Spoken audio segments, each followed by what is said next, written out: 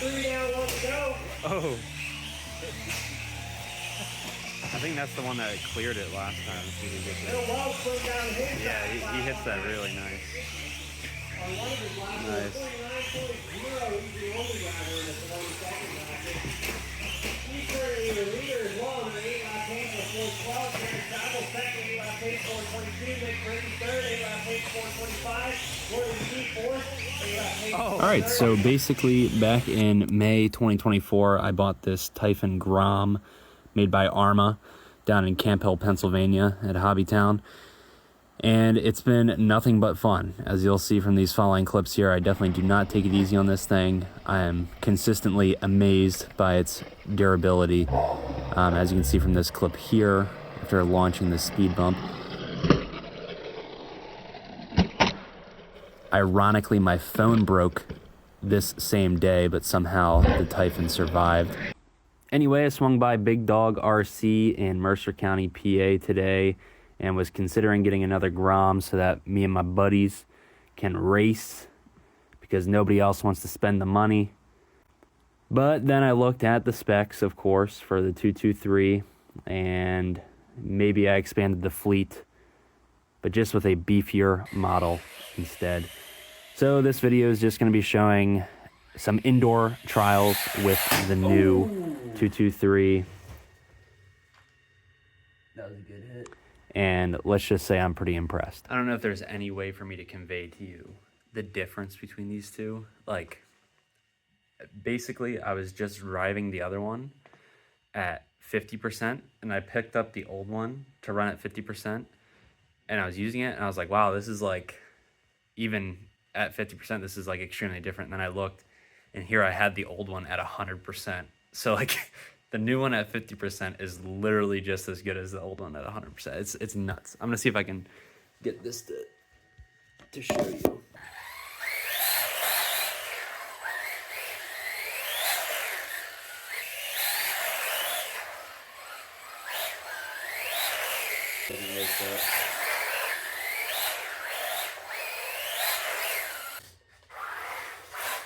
Let me just make sure it's on 100.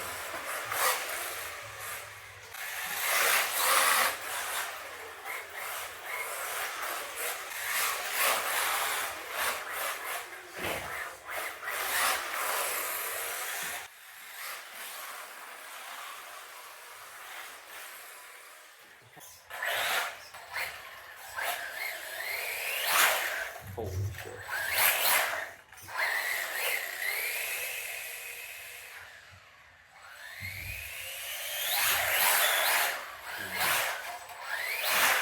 Oh my gosh. It is way more powerful. It's actually nuts.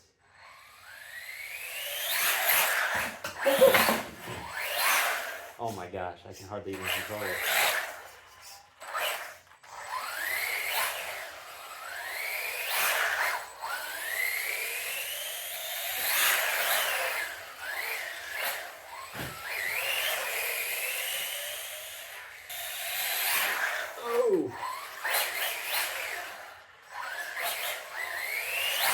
Like, honestly, for inside the 75 is too much. This is back to 50.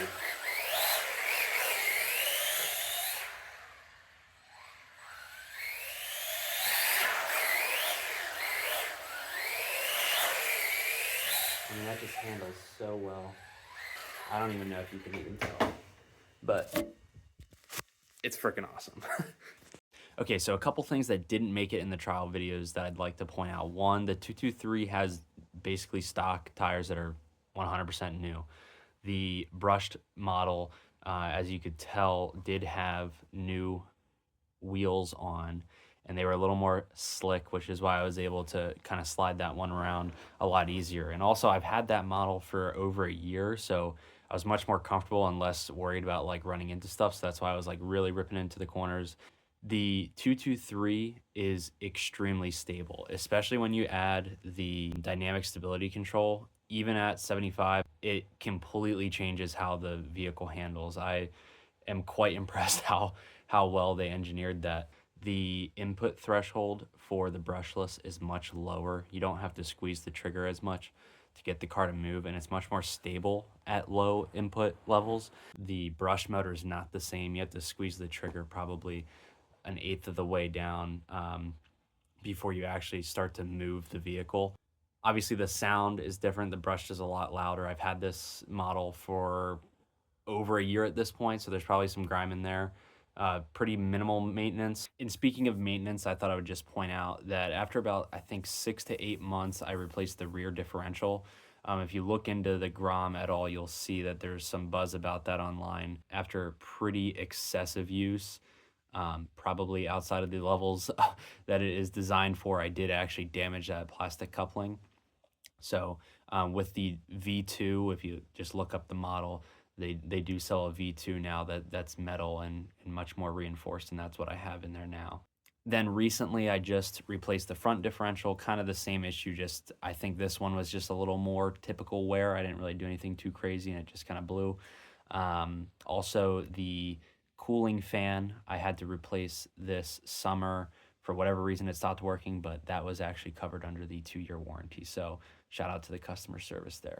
I'm also very excited I got this because even at 50%, I think the 223 is probably a pretty equal match for the standard GROM. So I'm looking forward to having some races with some friends.